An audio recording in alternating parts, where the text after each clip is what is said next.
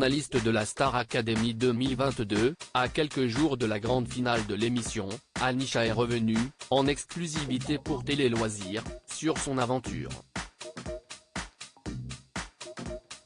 Léa, Louis, Enola et Anisha sont les derniers candidats en lice pour remporter la Star Academy édition 2022. Avec son aisance au micro et l'émotion partagée, Anisha, 22 ans, a, dès le commencement du télécrochet, enchanté les téléspectateurs, les professeurs mais aussi les nombreux artistes avec qui elle a partagé des duos. Alors que la finaliste vit avec ses camarades ses derniers instants au château et ses derniers jours avant le prime exceptionnel de samedi 26 novembre, elle est revenue pour Télé Loisirs sur son aventure. Je sais ce que ces enfants peuvent vivre Télé Loisirs, vous expliquez souvent être porté par le message. Pouvez-vous en dire un peu plus ? Anisha, j'ai envie d'envoyer un message d'espoir, de courage aux enfants en difficulté. Je fais cette aventure pour eux, ça me tient à cœur. J'ai envie d'avoir un réel écho, que ce soit dans mon pays, à Madagascar où tous les enfants n'ont pas accès à l'éducation, ou plus généralement. J'ai personnellement déjà fait face à certaines choses donc je sais ce que ces enfants peuvent vivre. J'ai envie de dire on peut toucher nos rêves, on peut aller loin avec le courage, l'espoir et aussi le travail. Vous qui êtes discrète et introvertie aviez évoqué le défi que c'était de vivre en communauté. Quel bilan personnel tirez-vous finalement de ces 6 semaines de cohabitation ? Au début, j'appréhendais. J'ai tellement l'habitude de me ressourcer seul et non d'être avec des gens en permanence. Le bilan, si est que ça m'a apporté beaucoup de choses, même si ce n'était pas mon fort et que je ne vais pas devenir la meilleure en vie en communauté grâce à cette aventure. Ça m'a appris à être très patiente. Chaque jour est un nouveau départ avec les gens.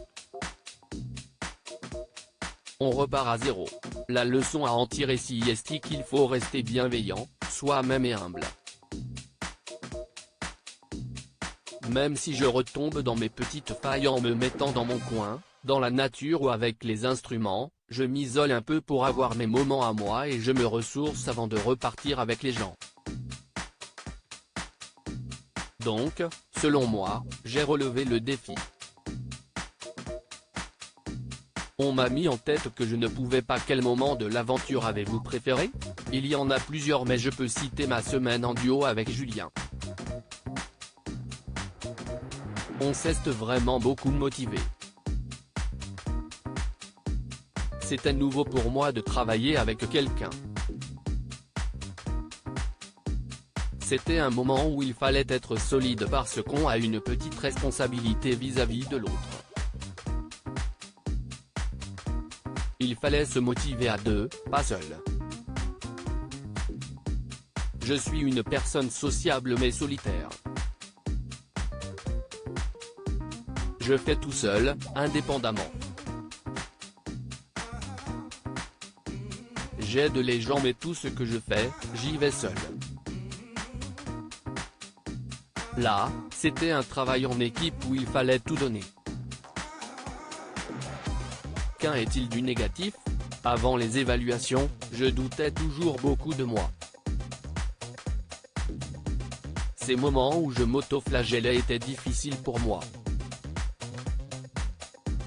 Pourtant, je réussissais mon passage mais, avant, je me disais mais non, t'y arriveras pas, t'es pas si bien.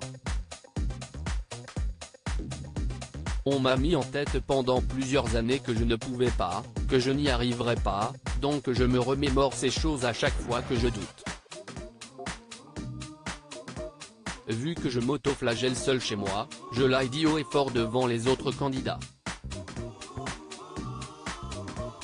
C'était difficile pour moi de me dire juste vas-y.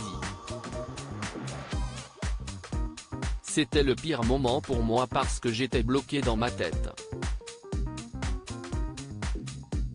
continuer mes études et faire de la musique à côté. Vous êtes la seule élève à avoir eu des propositions directes d'artistes, Slimane, Claudio Capéo. Comment avez-vous reçu ces sollicitations? Je suis très ému et très touché par ce qu'on a pensé à moi. Je me dis que certains artistes ont vu que mon message pourrait passer à travers une collaboration.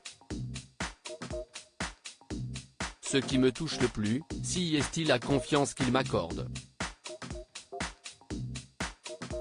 Je doutais de moi, je ne savais pas ce que je valais et eux viennent avec ces propositions.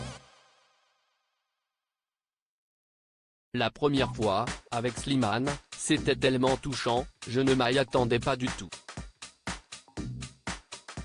Claudio Capéo m'a beaucoup soutenu sur le prix, mais être sur son album va être quelque chose d'incroyable.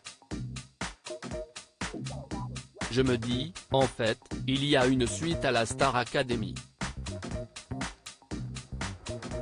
Vous écriviez déjà vos propres chansons et avez continué de le faire au sein du château. Comment envisagez-vous votre sortie de l'aventure Star Academy, gagnante ou non? En arrivant à la Star Academy, je n'avais pas forcément de projet professionnel. J'avais déjà écrit plein de musiques que j'aimais partager quand j'avais le temps. Parce que j'ai mes études que j'ai mis en pause, je suis en 6e année, je compte obtenir mon diplôme à la fin de cette année scolaire. J'étais en recherche d'alternance. Ma vie n'était pas forcément musicale. Aujourd'hui, je me rends compte que la musique ne va plus avoir la même place qu'avant, c'est-à-dire juste dans ma chambre. Ça doit continuer parce que c'est avec elle que j'ai touché le cœur des gens. C'est sûr que je vais reprendre ma vie personnelle comme tout le monde, continuer mes études parce que le diplôme est important pour moi, mais je vais essayer de jauger tout ça et de faire de la musique à côté. Le plus important pour moi est de garder les pieds sur terre.